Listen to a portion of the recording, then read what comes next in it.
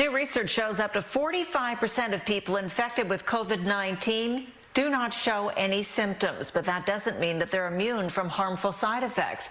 Scientists from Scripps research say CT scans revealed a majority of asymptomatic patients had abnormalities in their lungs. Here's a closer look at the eye-opening findings. We looked at 16 groups around the world, and this was in Iceland, Indiana, Italy, a really diverse group. About 40 to 45% of the people in representative samples, those are ones that really reflect the entire population.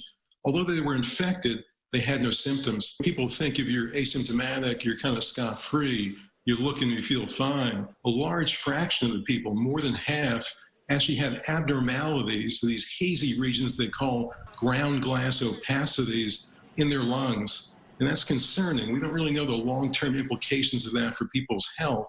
So the kind of scary thing here is that these are abnormalities in the lungs that both the patient and the doctor won't be aware of until they have the CT scan. And we're really not sure what the meaning is of these unusual findings in the lung tissue. It could be nothing, or it could be something quite serious. Of course, one possibility is that down the road, a couple of years later, people who have been affected by COVID-19 today have some effect of having been affected because of potential damage to their lungs. But again, it's unknown at this point. So if you feel fine, you look fine, you may be infected, and you actually might be able to make other people sick too. But how often it happens, we still need more research to determine for sure. It could be that some people are just more sensitive to signs in their body, and if they have a slight fever or their resting heart rate is elevated, they might be aware when others aren't.